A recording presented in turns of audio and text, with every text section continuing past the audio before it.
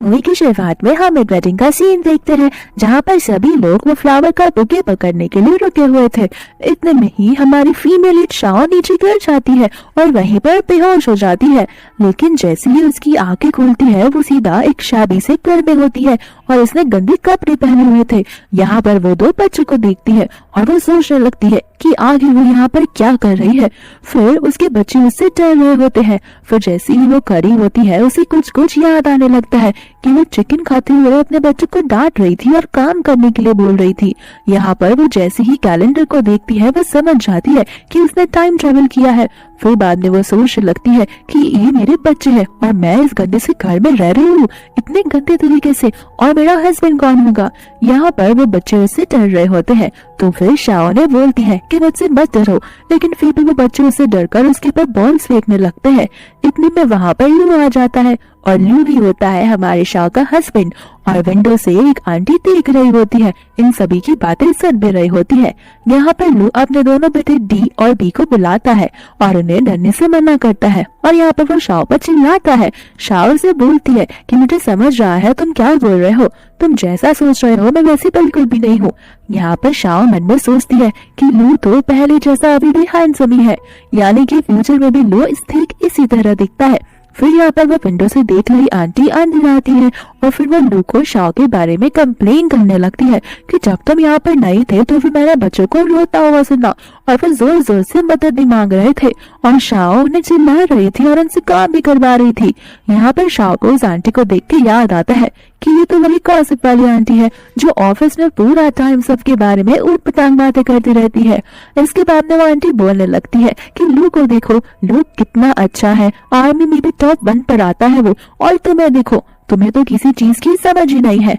यहाँ पर शाओ उस पर गुस्सा हो जाती है। फिर वो उस आंटी को वहाँ से जाने के लिए बोलती है। उस आंटी के वहाँ जाने पर लू से बोलता है कि तुम इतना चिल्ला क्यों रही हो, जहाँ पर शाओ से माफी मांगती है। लू अपने दोनों बेटे डी और बी को ले जाता हुआ उससे बोलता है कि अगर एक बार फिर मैंने तुम्हें इन दोनों को मारते हुए देखा तो मैं तुम्हें डाइवोर्स दे दूंगा। इसके बाद में शाओ सोचने लगती है कि आज से मैं मेरी न्यू शुरुआत करूंगी, और यहाँ पर वो गाना गाते गाते डांस करते करते अपना पूरा घर क्लीन करने लगती है और पूरा का पूरा घर साफ कर देती है।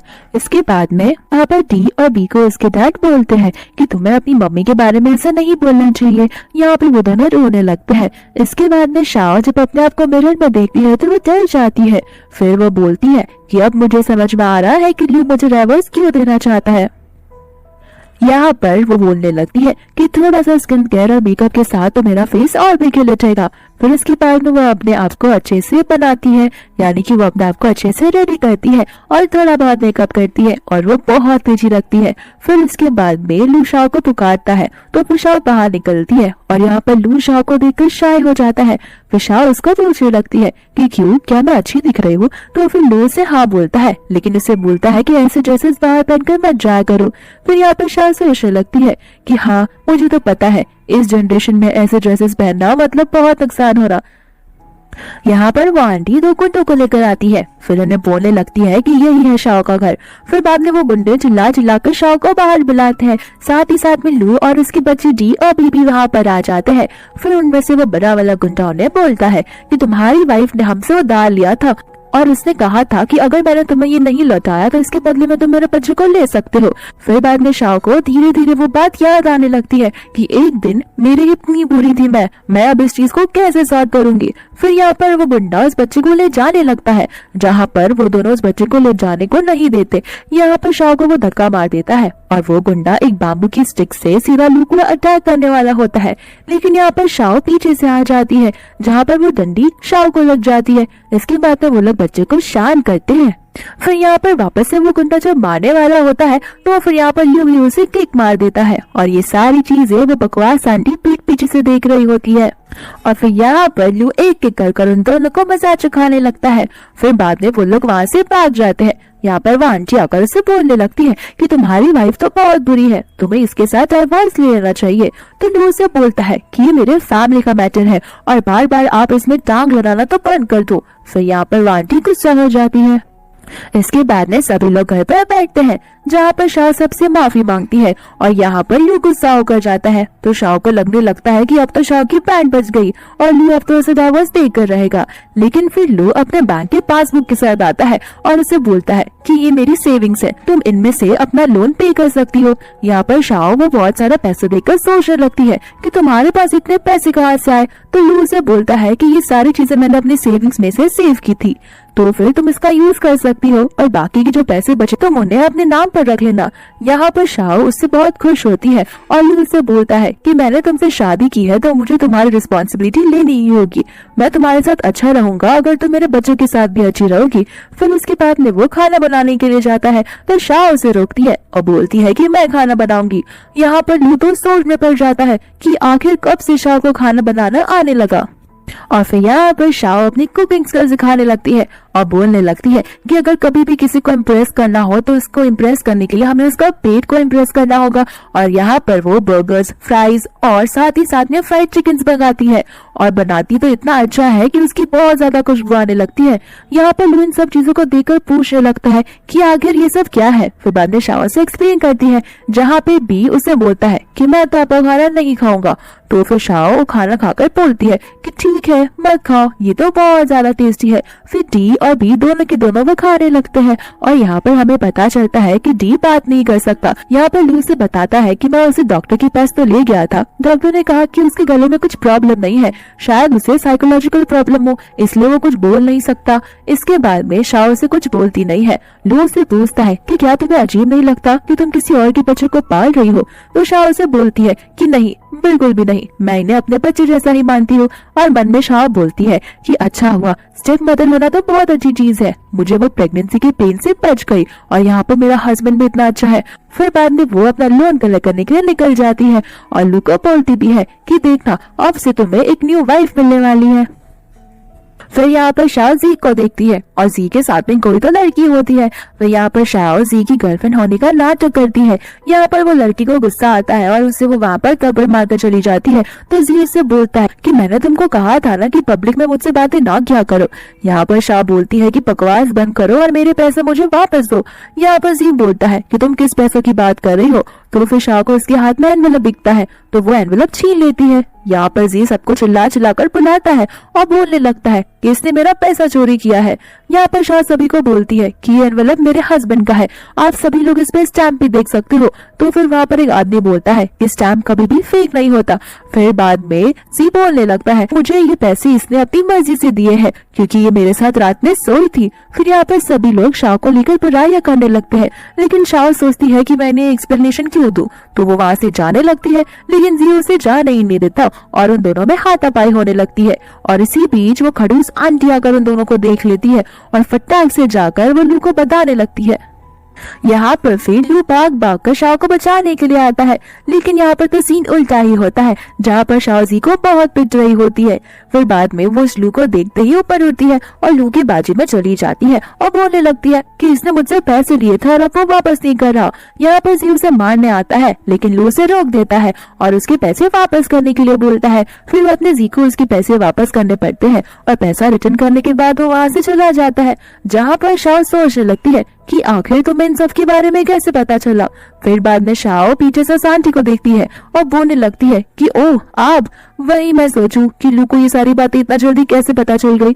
वैसे भी थैंक यू उसे यहाँ पर बुलाने के लिए, मेरी मदद हो गई। फिर इतना बोलकर वो उन पैसों के साथ वहाँ से जाने लगती है, जहाँ पर वो आंटी बोलती है कि मैं तुम्हें नेक्स्ट टाइम सबक सिखा के रहूंगी। फिर यहाँ पर वो आंटी 4 बच्चों को जमा करती है और उन्हें बोलने लगती है कि नेक्स्ट टाइम से अगर तुम्हें शाओ के बच्चे दिखे डी और बी तो फिर तुम्हें उनके सामने ये गाना गाना होगा।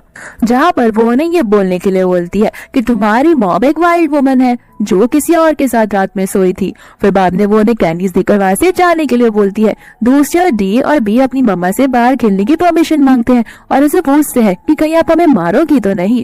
तो फिर शाओ ने बोलती है कि डिनर के पहले वापस आ जाना और मैं तुम पर अब से हाथ नहीं उठाने वाली। इसके बाद में वो लोग खेल ही रहे होते हैं, यहाँ पर वो बच्चे आकर लड़ाई करने लगते हैं और उन दोनों को चिढ़ाने लगते हैं। जहाँ पर शाओ उनकी आवाज सुनकर वहीं पर आ जाती है है और फिर वो उनको पानी पीटने लगती है और वो एकदम गुंडों की तरह एक चेयर पर बैठती है और बाजू में उसके डी और बी होते हैं। फिर वो उनसे माफी मंगवाती है और उनसे पूछने लगती है कि आखिर तुम्हें ये सारी चीजें किसने सिखाई है। तो फिर वो लोग उस आंटी का नाम लेते हैं, जहाँ पर शाओ को गुस्सा आ जाता है।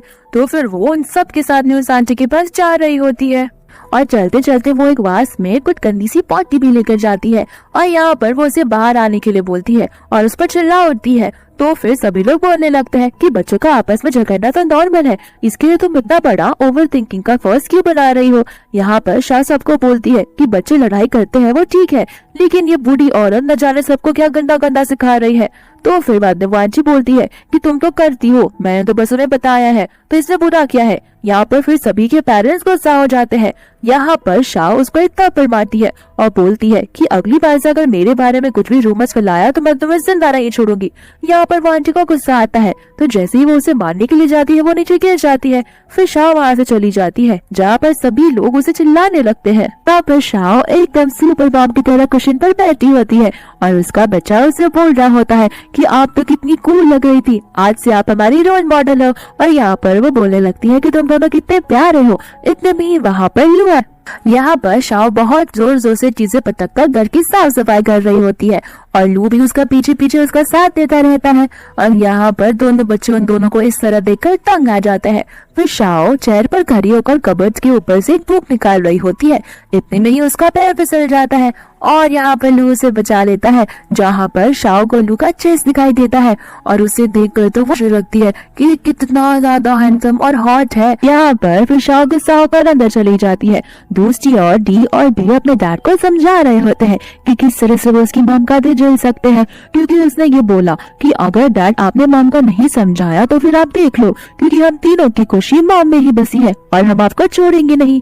यहाँ पर फिर रात हो जाती है। तो फिर शाओ और लू यहाँ पर वो दोनों साथ में सो रहे होते हैं। तो शाओ सोच रही होती है कि आखिर वो उसके पास कैसे जाए। यहाँ पर लू शाओ से माफी मांगता है और उसे बोलता है कि नेक्स्ट टाइम से मैं ऐसा नहीं करूंगा। यहाँ पर शाओ लू को किस करने वाली होती है कि इतने में भी आ जाता है और उसे बोलने लगता है कि मम्मा मुझे वॉशरूम जाना है और उन दोनों की किसी पर अटक जाती है। इसके बाद में नेक्स्ट डे बी अपनी मॉम को पूछता है कि आपने डैड को फॉरगिव कर दिया। जहाँ पर शाओ सोचने लगती है। यहाँ पर शाओ से बोलती है कि तुम्हारे डैडी का फेस इतना प्रिटी है कि मुझे उसे माफी करना पड़ा। फिर यहाँ पर शाओ लू को किसी से बात करते हुए देखती है, जहाँ पर लू शाओ से बोलता है कि ये मेरे बचपन की फ्रेंड शिन है और मेरे डैड और शिन की फ्रेंड बहुत ज्यादा क्लोज है। यहाँ पर डी आकर उसके ड्रेस को छूने लगता है। तो फिर यहाँ पर शिन गुस्सा होकर बोलती है कि तुमने मेरे कपड़े को गंदा कर दिया, मुझसे दूर हो जाओ। यहाँ पर लू से बोलता है कि ये मेरा बेटा है। तो फिर शीन माफी मांगने लगती है। फिर शाओ और लू वहाँ से जाने लगते हैं। तो फिर शीन उसे बोलती है कि मैं इस हॉस्पिटल वाले यूनिट में ट्रांसफर हुई हूँ, तो फिर तुम्हें एक हेल्थ वाले सेंटर पर आना होगा क्योंकि हम लोग एक सोशल इवेंट कर रहे हैं। तो फिर लू उसे हाँ बोलकर वहाँ से चला जाता है। बाद में शीन शाओ को बोलती है कि तुम वहाँ पर मत आना, मैंने सुना है तुम्हारी रेपुटेशन बहुत खराब है। तो फिर शाओ से बोलती है कि मेरी रेपुटेशन खराब है ना, लेकिन मैं बेशरम नहीं हूँ किसी और की जैसी। और इतना बोलकर वो वहाँ से चली जाती है और यहाँ पर शीन को गुस्सा आ जाता है और वो उसे पीठ पीछे गाउठी करके बोलती है।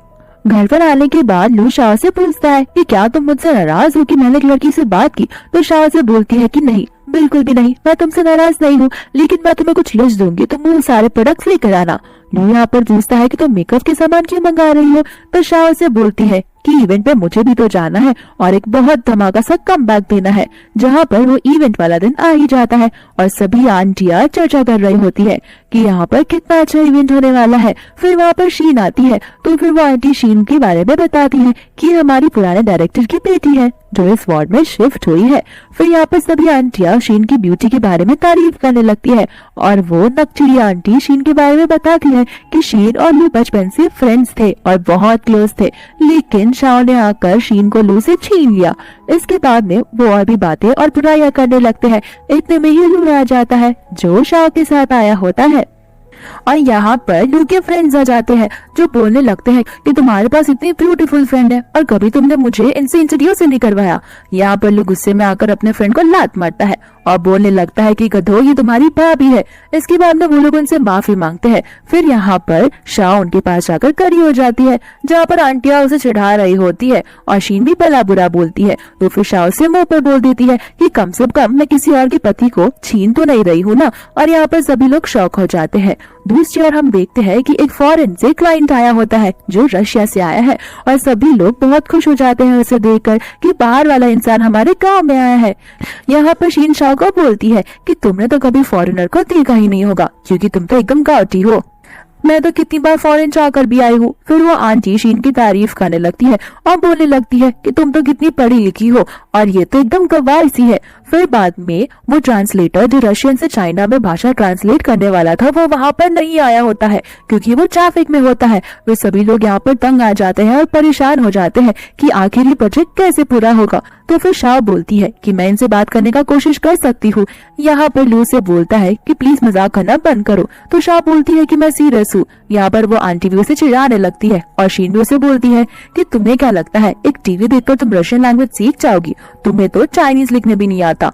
यहाँ पर शाह से बोलती है कि ठीक है तो एक काम करो तुम ये बात कर लो क्योंकि तुम तो फॉरेन में भी गई हो। यहाँ पर शीन मन में सोचती है कि किसी को भी फॉरेन की भाषा आती ही नहीं होगी तो किसी को कुछ समझ में भी नहीं आएगा। तो फिर वो हाँ बोल देती है।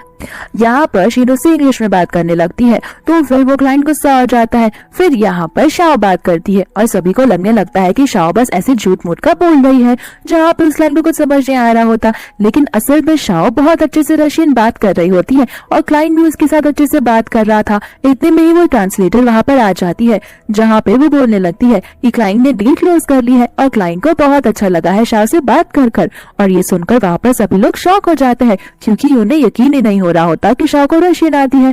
फिर बाद में उसके सभी दोस्त उसे थैंक यू बोलते हैं और कहने लगते हैं कि तुम तो बहुत लकी हो, तुम्हें इतनी अच्छी वाइफ जो मिली है। यहाँ पर लू सोच में पड़ जाता है कि तुम कुकिंग भी करने लगी, घर भी साफ करने लगी, तुम्हें रशियन लैंग्वेज आती है, साथ में बिजनेस टैक्टिक्स भी। आखिर तुम हो कौन और तुम इतनी चेंज कैसे हो गई? इसके बाद में वो क्लाइंट शाह को डांस करने के लिए बोलता है या फिर गाना गाने के लिए। यहाँ पर लू शाह को बोलता है कि अगर तुम्हें गाना नहीं गाना तो तुम मना कर सकती हो। लेकिन शाह से बोलती है कि क्यों ना मैं गाना गाऊं, मुझे अच्छा लगेगा।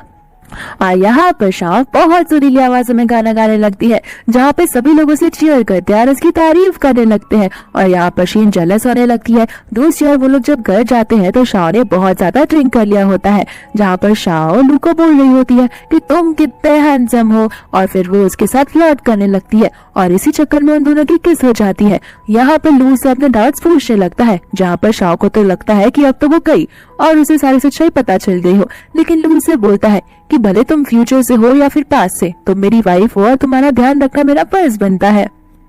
फिर यहाँ पर शाह और सभी अपने फ्रेंड्स के साथ बैठी होती है जो उसके नेबर्स होते हैं और वो उसकी सिंगिंग की तारीफ कर रहे होते हैं, साथ ही साथ उसके बिजनेस टैलेंट की भी और उसके कपड़ों की भी। शाह यहाँ पर उनको बोलती है कि कल मेरे बच्चे का बर्थडे है तो तुम सब जरूर आना, मैं एक हॉट पॉट रेडी करूंगी। यहाँ पर लोगों को हॉट पॉट के बारे में पता नहीं होता और पीठ पीछे वो आंटी और शीन उसकी बातें सुन रहे होते हैं और शीन उस आंटी को बढ़ा चढ़ाकर बोलने लगती है कि देख रही हो धीरे धीरे करके शाह तुम्हारी जगह ले लेगी, फिर बाद में कोई भी तुम्हें वैल्यू नहीं करेगा और सिर्फ शाह के बारे में बातें करेगा और तुम्हें लोग भूल भी जाएंगे। तो फिर वो आंटी बोलती है कि मैं ऐसा होने से रोकूंगी। इसके बाद में वो आंटी देखती है कि लू अपने घर से बाहर निकल रहा है। यहाँ पर वो आंटी विंडो से शाह को पूछती है कि क्या मैं तुम्हारे बेटे के बर्थडे में आ सकती हूँ, मैं तुम्हारी हेल्प भी करूंगी। जहाँ पर शाह से अपने किचन में आने देती है तो शाह जैसे वहाँ से जाती है वो आंटी उसमें कुछ मिलाने लगती है और फिर शाह आती है तो वो डर जाती है। फिर फटाक से बाहर निकलकर वो उस मेडिसिन की डिब्बी को उधर ही फेंक देती है जहाँ पर उसके बच्चे खेल रहे होते हैं और उस डिब्बे को ले लेते हैं। यहाँ पर शाह हॉट पॉट रेडी कर आ जाती है जहाँ पर सभी लोग सोचने लगते हैं कि आखिर वो लोग ये कैसे खाएंगे। तो शाह उन्हें बताती है कि आखिर तुम्हें ये कैसे खाना है। जहाँ पर एक आदमी जब वो ट्राई करता है तो उसे वो बहुत डिलीशियस लगता है और यहाँ पर फिर लू वो केक लेकर आता है जहाँ पर सभी लोग उसके बच्चे को हैप्पी बर्थडे विश करते हैं। यहाँ पर वो आंटी जानबूझकर खाना नहीं खा रही होती। इसके बाद में शीन एक ट्रांसफॉर्मर्स वाला टॉय लेकर आती है और बोलने लगती है कि केक से ज्यादा बच्चों को ये पसंद आएगा। यहाँ की आंटियां उसे बोलने लगती है कि तुम कुछ ज्यादा ही अनोइंग नहीं हो, लगता है तुम शाओ की जगह लेने की कोशिश कर रही हो। यहाँ पर लू शीन को वापस भेजता है लेकिन शीन वही होती है और वो बी को वो ट्रांसफॉर्मर्स वाला टॉय देती है, लेकिन बी उसे गिरा देता है। यहाँ पर शीन शाओ को बोलती है कि लगता है यही सब तुमने इन्हें सिखाया है। तो फिर शाओ से बोलती है कि क्यों नहीं, बच्चों को भी पता है कि तुम कितनी अनोइंग हो। इतने में ही शीन सबको बोलती है कि बहुत बड़ा डिजास्टर होने वाला है, याद रखना। और फिर अचानक से सभी लोग उल्टी करने लगते हैं और उनके पेट में दर्द होने लगता है, जहाँ पर वो आंटी चिल्लाकर बोलती है कि शाओ ने इस खाने में कुछ तो मिलाया है जिस वजह से ये सब हो रहा है, और शीन ने तो पुलिस को भी बुला लिया था। यहाँ पर लू पुलिस ऑफिसर्स को बोलता है कि बिना प्रूफ के आप कुछ नहीं कर सकते, तो फिर आप किचन में जाके छानबीन कर सकते हैं, आपको सारी सच्चाई पता चल जाएगी। जहाँ पे उन्हें एक पाउडर के अंदर बहुत सारा मैग्नीशियम मिलता है। तो फिर बाहर आकर वो लोग शाओ को गिरफ्तार कर लेते हैं और बोलने लगते हैं कि इसी ने इसमें मैग्नीशियम मिलाया है। यहाँ पर पुलिस उन्हें लेकर जा रही होती है और इतने में ही डी बोलने लगता है। लू तो शॉक हो जाता है कि डी बोल सकता है और डी अपने पॉकेट में से वो बोतल निकालता है और बोलने लगता है कि ये बोतल उन्होंने यहाँ पर फेंका और मॉम को अक्यूज किया। यहाँ पर वो पुलिस ऑफिसर पूछता है कि आखिर ये बोतल कौन फेंक के गया, तो फिर डी उन्हें बताता है कि ये बोतल उस आंटी ने फेंका है। यहाँ पर वो आंटी ना तो बोलती है लेकिन ऑफिसर उसका बिल लेकर आ जाते हैं और इस बिल पर नाम लिखा होता है उस आंटी का। जहाँ पर ऑफिसर को समझ आ जाता है कि ये सब इसने ही किया है, तो फिर ऑफिसर उस आंटी को पकड़ लेते हैं, जहाँ पे वो आंटी अपना सर खो बैठती है और चिल्ला कर शीन को बोलने लगती है कि मुझे बचा लो बचा लो। यहाँ पर शाओ को डाउट जाता है कि ये सब तो तुम्हें नहीं पता होगा कि मैग्नीशियम में पॉइजन होता है, तो शायद शीन ने तुम्हें ये सब दिया हो। यहाँ पर लू को भी शक होने लगता है, जहाँ पर शीन साफ मना कर देती है। इतने में ही वो आंटी अपना मुंह खोलने लगती है, तो फिर शीन उन्हें बोलती है कि अगर तुमने अपना मुंह खोला तो मैं तुम्हारे हस्बैंड को सब कुछ बता दूंगी। फिर यहाँ पर वो आंटी अपना मुंह बंद रखती है। शाओ उससे पूछती तो है कि तुम अभी कुछ तो बोल रही थी, बोलो इस चीज को, डरो मत, मैं तुम्हारे साथ हूँ। यहाँ पर वो आंटी कुछ बोलती ही नहीं है और शाओ को पता होता है कि ये सब शीन ने ही किया है, क्योंकि शीन को ही हॉस्पिटल के सामान के बारे में पता होता है। यहाँ पर उन दोनों में हाथापाई होने लगती है, जहाँ पर शाओ को धक्का लग जाता है और शाओ बेहोश हो जाती है। फिर बाद में लू चिल्लाकर एम्बुलेंस को बुलाने के लिए बोलता है। इतने में ही वो लोग हॉस्पिटल पहुंच जाते हैं, जहाँ पर लू बहुत ज्यादा टेंस्ड होता है। यहाँ पर डॉक्टर शाओ को वेंटिलेटर पर लेकर आते हैं, जिस पर उसका मुंह ढका होता है, तो लू को डर लगने लगता है कि कहीं शाओ को कुछ हो तो नहीं गया, तो वो चिल्लाने लगता है। जहाँ पर शाओ वो बेडशीट हटाकर बोलती है कि तुम कितना आवाज करते हो। यहाँ पर डॉक्टर उसे बताते हैं कि शाओ बेहोश हो गई थी क्योंकि उसे चोट लगी थी, तो उसे बस थोड़ा सा आराम करने की जरूरत है। यहाँ पर उसका बेटा बोलने लगता है, तो शाओ डॉक्टर को उसको चेक करने के लिए बोलती है और डॉक्टर भी उसे बोलती है कि ये तो साइंस का मिरेकल है कि आपका बेटा वापस बात करने लगा। इसके बाद में शाओ मन में सोचती है कि मैंने बहुत टाइम से लू को टच नहीं किया है, ना ही इसका हाथ पकड़ा है, और आज फिर से मुझे बच्चों के साथ सोना पड़ेगा। यहाँ पर बी उस नर्स को बोलता है कि क्या आप हमारे साथ सो सकती हो। यहाँ पर लू उस बच्चे को अपने नर्स को परेशान करने के लिए ना बोलता है, लेकिन नर्स उसे लेकर चली जाती है। यहाँ पर बी अपनी मम्मा को एक आंख मारता है, यानी कि उसे सिग्नल मिला।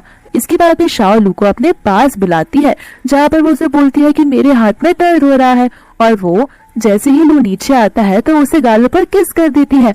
और यहाँ पर लू बहुत ज्यादा शर्मा जाता है और बोलने लगता है कि मैं फेस वॉश करके आता हूँ। इसके बाद में जब वो फेस वॉश करके आता है तो फिर वो शाओ को पूछता है कि क्या तुम्हें कुछ खाने के लिए चाहिए, तो शाओ ना बोलती है। तो क्या पीने के लिए चाहिए, तो शाओ वापस ना बोलती है। इसके बाद में वो बैठ जाता है, जहाँ पर शाओ से बोलती है कि मुझे कपड़े चेंज करने हैं, मेरे कपड़ों में से स्मेल आ रही है। तो फिर लू उसे अपना ही शर्ट निकाल कर देता है और शर्ट निकालते वक्त शाओ तो उसे घूरे ही जा रही थी और उसकी आंखें लू से मानो हट ही नहीं रही थी, क्योंकि लू की बॉडी ही ऐसी है। यहाँ पर शाओ की नाक से खून आने लगता है, लेकिन लू को वो टेंशन लेने से मना करती है। इसके बाद में वो लोग सो रहे हैं तो फिर शाओ लू से बात करने लगती है और यहाँ पर वो उसे हक करके सो जाती है। इसके बाद जैसे ही वो लोग सुबह उठते हैं तो वो लोग कपड़ों में नहीं होते और उनके नेबर्स वहाँ पर उनके पास आते हैं और उन्हें देखकर भाग जाते हैं। फिर फटाफट से वो लोग कपड़े पहनते हैं। फिर यहाँ पर उसके नेबर्स आ जाते हैं जो उसके लिए फ्रूट्स भी लेकर आए होते हैं। इतने में ही वहाँ पर उस आंटी का हस्बैंड आता है और वो उन सबसे माफी मांगने लगता है और बोलने लगता है कि मेरा बेटा अपनी मॉम के बिना नहीं रह सकता, प्लीज उसे वापस ला दो। यहाँ पे सभी नेबर्स बोलने लगते हैं कि तुम्हारी वाइफ ने ऐसा काम किया है तो तुम्हारे बेटों को भी उसकी सजा भुगतनी होगी। यहाँ पर शाह सभी को बोलती है कि उसके बेटे ने कोई गलती नहीं की है तो मैं अपना केस वापस ले लूंगी। और यहाँ पर लू सोचने लगता है कि शाह कितनी अच्छी और काइंड हार्टेड वुमन है। फिर सबके जाने के बाद जब शाह अपना पैकिंग कर रही होती है वहाँ पर शीन आ जाती है और यहाँ पर शाह और शीन का झगड़ा होने लगता है, जहाँ पर शीन उसे बोलती है कि तुम टेंशन मत लो, जल्दी तुम्हारा डाइवोर्स हो जाएगा क्योंकि तुम एक डस्टबिन जैसी थ्रैश हो। यहाँ पर शाह से बोलती है अगर ऐसा ही होता तो फिर लू तुमसे शादी करता, मुझसे नहीं। यहाँ पर शीन उसे थप्पड़ मारने वाली होती है लेकिन शाह पलटकर उसे थप्पड़ मार देती है। इतने में ही लू वहाँ पर आ जाता है तो फिर शीन लू का हाथ पकड़कर बोलने लगती है कि मैं तो बस यहाँ पर इसे देखने आई थी और इससे तो मुझे मारा। तो फिर लू गुस्से में होकर उसे बाहर निकलने के लिए बोलता है और शीन भी बोलती है कि देखा वो तुम्हें बाहर जाने के लिए बोल रहा है। और शाह यहाँ पर हंसने लगती है तो लू बोलता है कि मैं शाह को नहीं बल्कि तुम्हें बाहर निकलने के लिए बोल रहा हूँ। यहाँ पर फिर शीन गुस्से में आकर घर चली जाती है और घर जाते ही बच्चों की तरह वो अपने मॉम डैड को कंप्लेन करने लगती है। और यहाँ पर वो उसे बोलती भी है कि आपको पता नहीं है शाह कितनी बुरी है, उसका कहीं बाहर अफेयर चल रहा है, मुझे उसके दोनों पोते के लिए बहुत फिक्र है। बाद में शीन अपने मॉम डैड को वहाँ पर प्रूफ दिखाने के लिए लाती है जहाँ पर जी एक लड़की के साथ फ्लर्ट कर रहा होता है और वहाँ पर उस लड़की का बैग दिख रहा होता है, जहाँ पर शीन उनको बोलती है कि यही शाह है। फिर उसके मॉम डैड गुस्सा होकर वहाँ से चले जाते हैं, जहाँ पर शीन उन दोनों को पैसे देती है अच्छे से एक्टिंग करने के लिए और ये सारी चीजें शाह देख लेती है। शाह उसके पास जाने ही वाली होती है कि इतने में ही वहाँ पर उस गांव का प्रेसिडेंट आ जाता है और बोलने लगता है कि क्या तुम ट्रांसलेशन डॉक्यूमेंट्स में काम करोगी। तो शाह से बोलती है कि मेरे बच्चे हैं तो मैं काम पर नहीं आ सकती। यहाँ पर वो उसे बोलता है कि तुम्हें टेंशन लेने की कोई जरूरत नहीं है, तुम्हें वर्क फ्रॉम होम करना होगा और सैलरी भी अच्छी खासी है। तो फिर शाह मान जाती है। फिर शाह वापस से शीन को और जी को ढूंढती है लेकिन वो लोग वहाँ से भाग गए होते हैं। और यहाँ पर शाह अपनी नई वाली जॉब को लेके बहुत खुश होती है और उसे लगने लगता है कि अब मैं एक बार फिर से पहले की तरह काम करने लगूंगी और अपनी लाइफ बहुत अच्छे से जीऊंगी। यहाँ पर वो अंकल और आंटी बात कर रहे होते हैं, जहाँ पर आंटी उन्हें बोलती है कि हमारे एनिवर्सरी के दिन हम उन्हें बुलाएंगे और उनका डाइवोर्स करवा देंगे। यहाँ पर अंकल अपनी वाइफ को काम डाउन करते हैं और बोलते हैं कि तुम पानी पियो और टेंशन मत लो, हम जरूर ऐसा करेंगे। यहाँ पर वो अंकल जब मार्केट जा रहा होता है तो एक साइकिल वाला उसे टकरा जाता है और वो नीचे गिरकर रोने लगता है कि तुमने मेरा पैर तोड़ दिया, अब तुम पैसे दो। जहाँ पर उस अंकल को ना चाहते हुए भी उस बंदे को पैसे देने पड़ते हैं। तो वो जैसे ही पैसे देने लगती है तो फिर शाह उन्हें रोकती है और बोलने लगती है कि आपको इसे पैसे देने की कोई जरूरत नहीं है। और यहाँ पर शाह उस लड़के के ऊपर साइकिल चढ़ाने ही वाली होती है कि वो लड़का अचानक से उठ जाता है। फिर सभी लोग उसे चलता देख शॉक हो जाते हैं क्योंकि उसके पैर में तो चोट लगी होती है ना।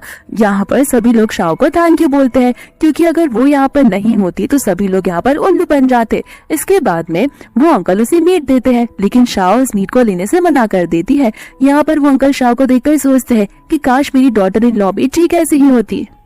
इसके बाद में शाह अपने घर पर होती है जहाँ पर वो बच्चों को सुला रही होती है स्टोरी सुनाकर। इसके बाद में वो लू के बाथरूम की साइड जाती है और कांच से बहुत अच्छी तरीके से लू को नहाते हुए देखती है और गलती से उसका पैर एक कांच के बॉटल पे पड़ जाता है। तो फिर लू पूछता है कि वहाँ पर कौन है और इतनी ही शाह वहाँ से भाग जाती है। फिर वो बोलने लगती है कि मुझे आज तो लू को सेड्यूस करना ही होगा और अपना मिशन सक्सेसफुल करना होगा।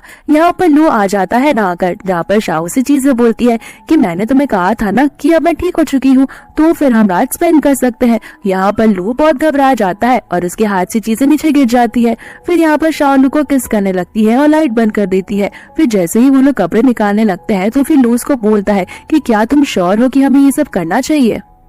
यहाँ पर शाह से बोलने लगती है कि क्यों तुम मर्द नहीं हो क्या। यहाँ पर लू की ईगो को हर्ट होता है तो फिर उसको किस करने लगता है और उनमें मेक आउट होने लगता है। लेकिन अचानक से शाह का पेट दर्द होने लगता है जहाँ पे लू डर जाता है। फिर बाद में शाह से बोलती है कि डरने की कोई जरूरत नहीं है, मेरे पास पीरियड्स आए हैं। तो फिर जेंटलमैन लू फटाक से उठकर उसके लिए शुगर सिरप लाता है और बोलता है कि इससे तुम्हारे पेट को आराम मिलेगा और तुम्हें क्रैम्प्स भी कम आएंगे। यहाँ पर शाह उसका जेस्चर देखकर बहुत खुश होती है। फिर बाद में वो उससे बोलता है कि कल मेरी मॉम का बर्थडे हैं और वो चाहती है कि हम अपने बच्चों के साथ वहाँ पर जाएं।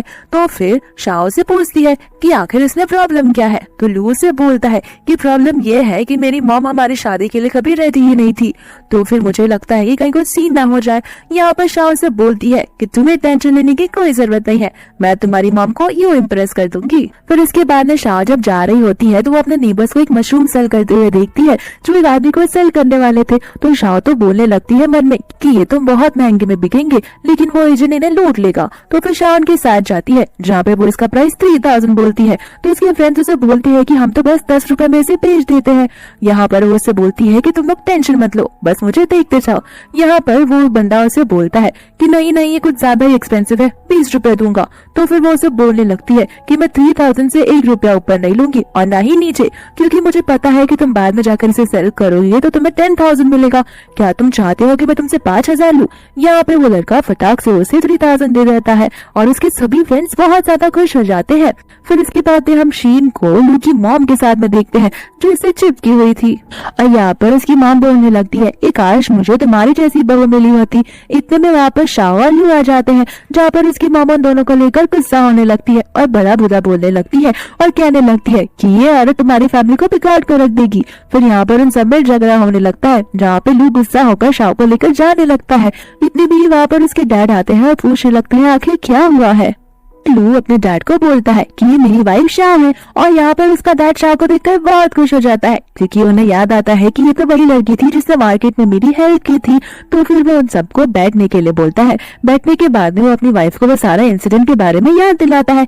यहाँ पर उसकी वाइफ बोलने लगती है कि इसे जो पीठ पीछे कांड किया है उसका क्या। यहाँ पर वो उसे बोलता है कि ये सारी चीजें हम लू और शाओ पर छोड़ देते हैं, वो लोग अपना मैटर डिस्कस कर लेंगे। और यहाँ पर उसका डैड बोलता है कि मैं मार्केट में उस दिन हॉबी कर रहा था कि काश तुम्हारे जैसी मेरी कोई डॉटर इन लॉ हो और फाइनली मुझे मेरी डॉटर इन लॉ मिल गई है और मैं बहुत ज्यादा खुश हूँ। इसके बाद में शीन बोलने लगती है कि डैड का बर्थडे है आज और उनकी एनिवर्सरी है, तो तुमने उनके लिए क्या लाया है। यहाँ पर शाओ अपना गिफ्ट दिखाती है जिसमें बहुत प्रीशियस रेडिश और मशरूम होते हैं, लेकिन उनको ये मामूली सा रेडिश और मशरूम लगता है। तो फिर वो उस पर हंसने लगती है। यहाँ पर इसका डैड बोलता है कि गिफ्ट के भाव नहीं देखते बल्कि भावनाएं देखते हैं। यहाँ पर शीन बोलने लगती है कि नहीं, गिफ्ट जितना अच्छा होगा उतना हमें दिखाई देता है कि हम इंसान की कितनी फिक्र करते हैं। तो फिर शाओ से बोलती है कि लगता है तुम्हें बहुत ज्यादा चिंता हो रही है, तो क्यों ना तुम अपना गिफ्ट हमें बता दो। शीन यहाँ पर बोलती है कि हमारे पार्टी में आउटसाइडर्स अलाउ नहीं है। तो फिर शाओ से वो तो जवाब देकर बोलती है तो तुम यहाँ पर कैसे आई, क्योंकि ये तो मेरी फैमिली है, तुम तो फैमिली के बाहर से हो। फिर यहाँ पर शीन को गुस्सा आ जाता है। फिर बाद में शीन अपना गिफ्ट दिखाती है जिसमें वो कॉफी बीन्स लाई होती है और यहाँ पर ये लोग कॉफी बीन्स को खाते हैं जो उन्हें बहुत कड़वा लगता है। तो इसकी माँ बोलती है कि कहीं ये खराब तो नहीं हो गया ना। फिर शाओ हंसने लगती है और फिर शीन को गुस्सा आ जाता है। वो बोलती है कि तुम हंस क्यों रही हो। तो फिर शाओ बोलती है कि इसे खाया नहीं बल्कि पिया जाता है। तो शीन बोलती है कि तुम तो गवार हो, तुमने कभी इसे देखा भी है क्या। बाद में उसके डैड शाओ को बोलते हैं कि शाओ अगर तुम्हें पता हो तो प्लीज हमें बताओ इसे कैसे बनाते हैं। जहाँ पर शाओ कॉफी बीन्स को पहले कुचलती है और फिल्टर कर कॉफी बनाती है और यहाँ पर वो उन्हें कॉफी पीने के लिए देती है जहाँ पर सभी को इसका टेस्ट बहुत अच्छा लगता है। तो फिर शीन बोलने लगती है कि मेरा ही तो गिफ्ट है और शीन जानबूझकर शाओ का गिफ्ट उड़ा देती है। शाओ यहाँ पर गुस्सा हो जाती है और उसे पिटने की वाली होती है। इतने में वहाँ पर लू के डैड का फ्रेंड आता है जो उससे एनिवर्सरी और बर्थडे की विशेष देता है और वो नीचे पड़े हुए रेडिश और मशरूम्स को देखता है। और यहाँ पर वो अंकल उस हर्ब्स के बारे में बातें करने लगता है और उसे बोलने लगता है कि आखिर तुम्हें ये सब कहाँ से मिला, ये तो बहुत महंगे मिलते हैं। और यहाँ पर वो लोग उसका रेट देखकर शॉक हो जाते हैं। फिर वो बोलता है कि ये चीजें मिलना बहुत मुश्किल है और अगर हम इसे लेने भी जाएंगे तो बहुत एक्सपेंसिव होते हैं। यहाँ पर उसका डैड अपने फ्रेंड को थैंक यू बोलकर वहाँ से जाने के लिए बोलता है। इसके बाद में शाओ शीन को बोलती है कि चलो अब मेरे पैसे वापस करो। जहाँ पे शीन को गुस्सा आ जाता है क्योंकि इतने सारे पैसे तो शीन के पास भी नहीं होते। तो फिर शीन उसे बोलती है कि ठीक है, मैं मेरी सैलरी में से तुम्हें पैसे दे दिया करूंगी। तो फिर शाओ लू को बोलती है कि एवरी मंथ इसके घर जाकर सैलरी लेना मत भूलना, हमारे पास अभी एक और इनकम आ गया है। फिर सभी लोग खाना खाने बैठ जाते हैं। इसके बाद में खाना खाते खाते उसकी मॉम बोलती है कि खाना खत्म होने के बाद मैं शाओ के घर जाने वाली हूँ डी और बी से मिलने के लिए। यहाँ पर फिर उसकी ग्रैंडमा डी और बी से मिलने आती है और उनके लिए स्नैक्स भी लेकर आती है और उसके साथ साथ शीन भी होती है। तो फिर डी और बी शीन को बोलने लगते हैं कि गंदी वुमन यहाँ से चली जाओ। तो फिर उसकी ग्रैंडमा से बोलती है कि ये लोग क्या बोल रहे हैं। यहाँ पे शीन उसे बढ़ा चढ़ाकर बोलने लगती है कि ये सारी चीजें शाओ ने अपने बच्चे को सिखाई है, कितनी ज्यादा खराब इंसान है ये, एक बच्चे को कोई ये सब कैसे बोल सकता है। शाओ यहाँ पर बोलती है कि मैंने बच्चों को अपने आप से कुछ नहीं सिखाया है, बच्चे जो देखते हैं वही बोलते हैं। तो उन्हें समझ आ रहा होगा कि तुम कैसी हो। यहाँ पर डी और बी मिलकर बोलने लगते हैं कि तुम गंदी वुमन हो, तुम हमारे डैड को हमारी मॉम से छीनना चाहती हो, निकल जाओ यहाँ से। फिर उसके बाद उसकी ग्रैंडमा गुस्सा हो जाती है। इतने में ही डी को खांसी आने लगती है। तो फिर बी बताता है कि डी के गले में एक खजूर अटक गया है और वो बाहर ही नहीं आ रहा। यहाँ पर शाओ उसे निकालने वाले की मदद करने वाली होती है, लेकिन उसकी ग्रैंडमा उसे वहां से हटने के लिए बोलती है और कहती है कि क्या तुम बच्चे की जान लेकर रहोगी। यहाँ पर उसकी मॉम बहुत ज्यादा घबराने लगती है और शीन को बोलती है कि हमें इसे हॉस्पिटल ले जाना होगा क्या। जहाँ पर शीन बोलती है कि हाँ, हमें जल्द से इसे हॉस्पिटल ले जाना होगा, हॉस्पिटल में ही इसका इलाज हो सकता है। यहाँ पर भी तीनों जन झगड़ने लगते हैं, जहाँ पर फाइनली शाओ अपने बेटे को पीछे से पुश करने लगती है और वो खजूर का जो बीज होता है वो निकल जाता है। यहाँ पर उसकी ग्रैंडमा बहुत गुस्सा होती है और उसे बोलती है कि अगर मेरे बेटे को कुछ हो जाता तो तुम क्या करती। और यहाँ पर शीन भी बोलने लगती है कि एक बच्चे के साथ कोई ऐसा कैसे कर सकता है। यहाँ पर उसका बेटा बोलता है कि मैं ठीक हूँ, लेकिन शाओ कुछ बोलने ही वाली होती है कि इतने में ही लू की मॉम उसे थप्पड़ मार देती है और फिर ये सारी चीजें लू देख लेता है और वो अंदर आकर बोलने लगता है। तो वो पी से पूछता है कि ये सब क्या हुआ और कैसे हुआ। तो पी उसे बोलता है कि ये सब शीन की गलती है, वो गंदी वुमेन मेरी मम्मा के बारे में बुरा बुरा बोल रही है और झगड़ा लगा रही है। इसके बाद में लू गुस्सा होकर शीन को वहां से जाने के लिए बोलता है और कहता है कि अगर तुम अभी के अभी यहाँ से नहीं गई तो नेक्स्ट दिन से तुम मेरा फेस मत देखना। फिर शीन को वहां से जाना पड़ता है। इसके बाद में उसकी मॉम को वो बोलता है कि मैं आपको थोड़ी देर में घर छोड़ कर आ जाऊंगा, तो आपको जितना अपने बच्चों के साथ रहना है रह लो। यहाँ पर उसकी मॉम बोलती है कि मैं वापस जाने के लिए थोड़ी ना यहाँ पर आई हूँ, मैं यहाँ पर बहुत समय तक रुकने वाली हूँ। इसके बाद में हम शाओ को देखते हैं जो अपना हेयर वॉश कर रही होती है। तो लू से पूछता है कि तुम घर के अंदर क्यों अपने बाल धो रही हो। यहाँ पर वो उसकी हेयर वॉश करने में हेल्प करता है। फिर बाद में शाओ उसके अपने नेक पर नया परफ्यूम स्मेल करने के लिए बोलती है, जहाँ पर लू से किस करता है और फिर उसकी मॉम आती है और उसे बोलने लगती है कि आज के दिन मैं तुम्हारी वाइफ के साथ सोने वाली हूँ, तो तुम अपने बच्चे के साथ सो जाओ। फिर यहाँ पर उसकी मॉम खर्राटे मारते हुए सोने लगती है और यहाँ पर शाओ सो ही नहीं पाती। इतने में लू अपने दोनों बच्चों को लेकर वहाँ पर आता है। फिर यहाँ पर वो लोग अपने बच्चे को यहाँ पर सुला के अकेले सोने चले जाते हैं, जहाँ पर सुबह के 4 बजे लू की मॉम आकर उन दोनों को उठा देती है और पूरा टाइम शाओ से काम करवाती रहती है। यहाँ पर शाओ से वो बहुत सारी चीजें लाने को बोलती है और यहाँ पर उसके नेबर शाओ को देखकर पूछते हैं कि बाबा तुम्हें क्या हो गया है, तुम्हारी ऐसी हाल किसने की। तो फिर शाओ ने बताती है कि मेरी मदर इन लॉ यहाँ पर आई है। इसके बाद में वो घर पर चली जाती है। फिर यहाँ पर उसकी ग्रैंडमा एक एक कर उसे चीजें बताने लगती है। इसके बाद में उसकी मॉम जब बाहर आती है तो फिर एक आंटी उसे घर के सामने ही कचरा फेंक रही थी, तो वो उसे वहां से हटाने के लिए बोलती है, लेकिन वो आंटी उल्टा ही उसे 10 बातें और गालियां सुनाकर जाती है। तो फिर उसकी मॉम अंदर आकर बोलने लगती है कि देखा तुमने कैसे उसने मुझे एम्बेरस किया। यहाँ पर शाओ से झगड़ने के लिए जाती है, लेकिन उसकी मॉम उसे रोक लेती है और बोलती है कि क्या तुम पूरी बिल्डिंग के सामने मेरी बेइज्जती करवाना चाहती हो। फिर उसकी मॉम गुस्सा होकर वहां से चली जाती है, जहाँ पर शाओ ठान लेती है कि वो उस आंटी को सबक सिखाती रहेगी और ये लेडी कोई और नहीं बल्कि उस आंटी की मॉम होती है। यहाँ पर वो आंटी अपनी मॉम को बोलती है कि प्लीज आप उसके फैमिली के चक्कर में मत पड़ो, ऑलरेडी मैंने उनके साथ बुरा किया है और मैंने माफी भी मांगी है। और उसकी मॉम उसे बोलती है कि तुम उस फैमिली से इतना क्यों डरती हो, आखिर तुमने ऐसा क्या किया है और वो लोग इतने बड़े हैं क्या जो हम उनसे डरे। यहाँ पर वो आंटी उसकी मॉम के ऊपर पानी फेंक देती है और उन दोनों में एक बार फिर से झगड़ा हो जाता है, जहाँ पर उसकी मॉम उसको हाथ भी नहीं लगा पा रही होती और दोनों में हाथापाई होने लगती है। यहाँ पर शाओ की नेबर उसे जाकर सब कुछ बताती है और उसे बोलती है कि ये सब चल रहा है। तो फिर शाओ भाग कर एक पानी का बकेट लेकर आती है और फिर वो वही बकेट उस आंटी के मुंह पर फेंक देती है और बोलती है कि तुमने मेरी मॉम के साथ ऐसा किया है तो तुम्हें भी सजा मिलनी चाहिए। इसके बाद में वो अपनी मॉम को लेकर अंदर आ जाती है और उसकी मॉम बोलती है कि मुझे झगड़ा तो नहीं पसंद, लेकिन अभी जो हुआ है उससे मैं बहुत सेटिस्फाई हूँ। और यहाँ पर वो उसको मॉम बोलती है और इन दोनों की आपस में बनने लगती है।